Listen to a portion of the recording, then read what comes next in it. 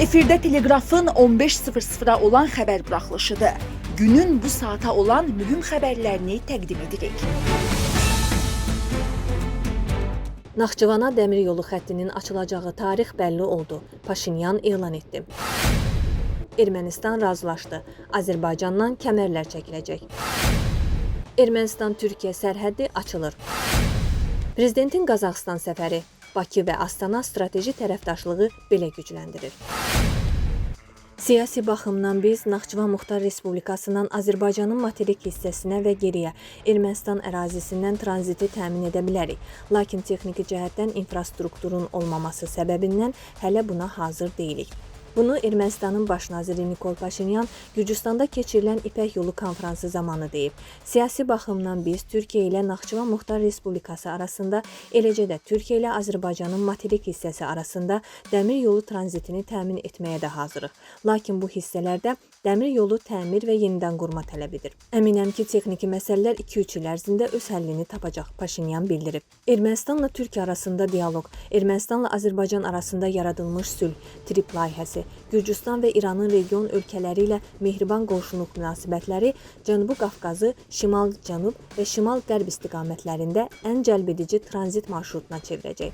Hazırda Cənubi Qafqaza yönəlmiş böyük beynəlxalq maraq bizim, Ermənistan, Gürcüstan və Azərbaycanı nəzərdə tuturam. Regionumuzun inkişafını və sabitliyini təmin etmək üçün ağılla istifadə etməli olduğumuz kapitaldır, Paşinyan vurğulayıb.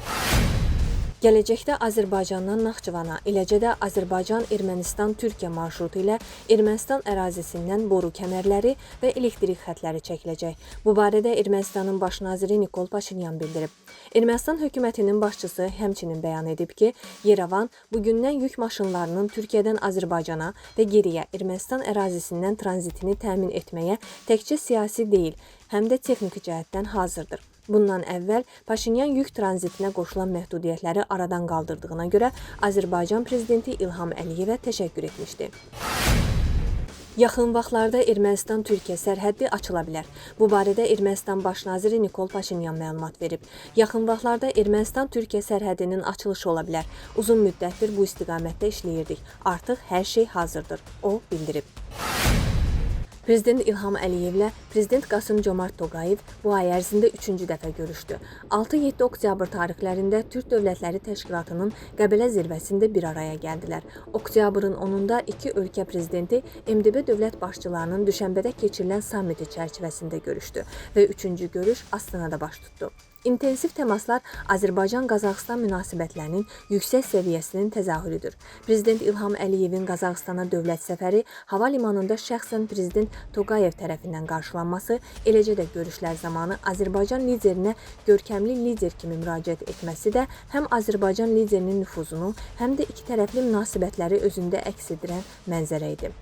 Prezidentlərin təkbətək görüşü zamanı ikitərəfli münasibətlərin inkişaf etdirilməsində iki ölkə liderinin siyasi iradəyə malik olduğu mesajı verildi.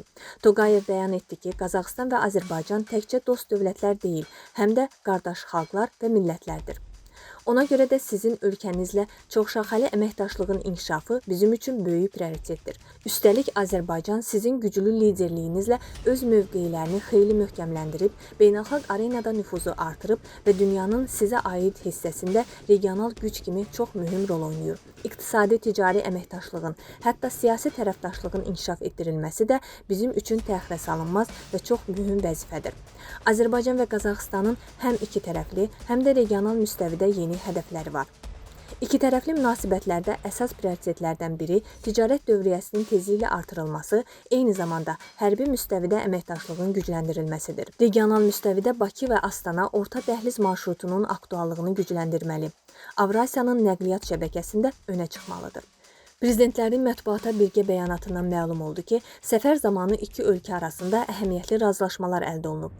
Prezident İlham Əliyev çıxışında Zəngəzur dəhlizinin 2028-ci ilin sonuna qədər işə düşəcəyi gözləntisindən danışdı və bunun orta dəhlizin ümumilikdə Avrasiyanın nəqliyyat şəbəkəsinin inkişafına mühüm töhfə verəcəyini qeyd etdi.